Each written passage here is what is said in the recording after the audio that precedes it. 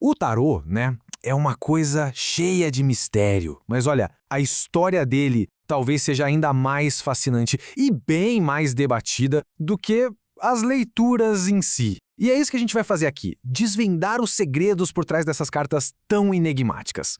Pois é, essa pergunta vai ser o nosso guia. Pensa bem, existem muitos mistérios em volta das cartas, claro. Mas e se o maior de todos for justamente a sua origem? De onde elas realmente vieram?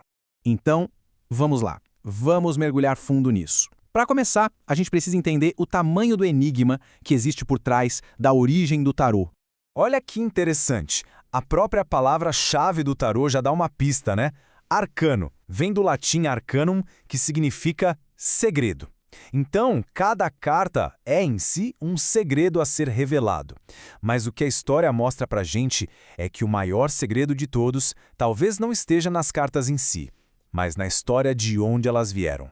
E falando em mistério, nossa, o que não falta é teoria fantasiosa por aí. A gente ouve falar do Egito Antigo, do livro de Thoth, dos Cavaleiros Templários, mas o que os historiadores de fato descobriram é uma história bem diferente. Uma história que não começa com magia, não, mas com um jogo. Então, para a gente chegar na verdade, a gente tem que seguir as pistas, né? Como numa boa investigação. E as primeiras pistas nos levam direto para as cartas de jogar, que são a base de mais da metade do baralho de tarô. É que a ideia de cartas de jogar é bem mais antiga que o tarô. É uma jornada e tanto. Elas surgiram lá na China, passaram pelo mundo árabe e só depois foram chegar na Europa, provavelmente por meio das rotas comerciais, daquela troca toda de cultura. E a conexão é muito clara. Aqueles 4 naipes que a gente conhece bem nos arcanos menores, copas, moedas, espadas e paus, eles não foram inventados para o tarô, não. Na verdade, são uma herança direta dos baralhos mamelucos, que já eram usados para jogar lá na região do Egito séculos antes. Ok, então nossa investigação aperta o foco agora. A gente vai para a Itália século XV. É aqui que o jogo vira. É aqui que um simples baralho de jogar começa a se transformar em outra coisa. A grande virada, a grande inovação, foi colocar um quinto naipe no baralho. Eram 22 cartas extras, bem especiais, cheias de ilustrações, os chamados trunfos. Essas cartas, que hoje a gente chama de arcanos maiores, foram criadas para um jogo bem sofisticado da nobreza chamado taroshi. E pronto! Foi assim que nasceu o baralho de tarô padrão com esse total de 78 cartas. Essa estrutura é basicamente a soma de duas partes bem diferentes. De um lado, a gente tem as 56 cartas dos arcanos menores, que, como a gente já viu, vêm direto daqueles baralhos de jogar mais antigos. E do outro lado, as 22 cartas dos arcanos maiores, aqueles trunfos ilustrados que fizeram o tarô ser, bem, o tarô, e que se tornaram a fonte de todo aquele simbolismo mais profundo que a gente conhece.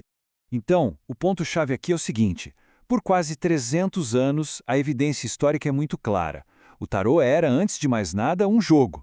Os baralhos mais antigos que sobreviveram, como o famoso Visconti Sforza, têm marcas de uso, sabe, de gente jogando com eles. Isso prova que o propósito era diversão, não adivinhação. Tá, mas se era um jogo, como é que ele virou essa ferramenta esotérica que a gente conhece hoje? É aqui que a história dá um giro de 180 graus. É a grande reviravolta do tarô. Olha só esse salto no tempo. Por séculos, o tarô foi só um jogo. Foi só lá no finalzinho do século XVIII que um novo significado começou a ser construído em cima dele. E isso, graças a alguns pensadores franceses. O primeiro cara foi Antoine Courte Gebelin. Foi ele que lançou aquela famosa ideia da ligação com o Egito Antigo. Uma ideia sem provas, mas que era super romântica e pegou em cheio a imaginação da galera. Logo em seguida veio o Etzila.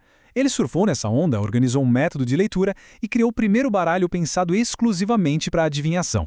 E essa reinvenção do tarô não parou por aí não. A coisa continuou evoluindo, até que, no comecinho do século XX, nasceu o baralho que viria a ser o mais influente de todos os tempos.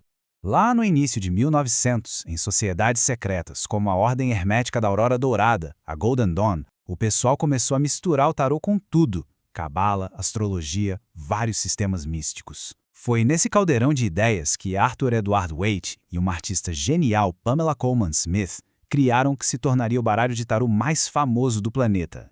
E a imensa inovação do baralho que ficou conhecido como Rider-Waite-Smith foi essa aqui.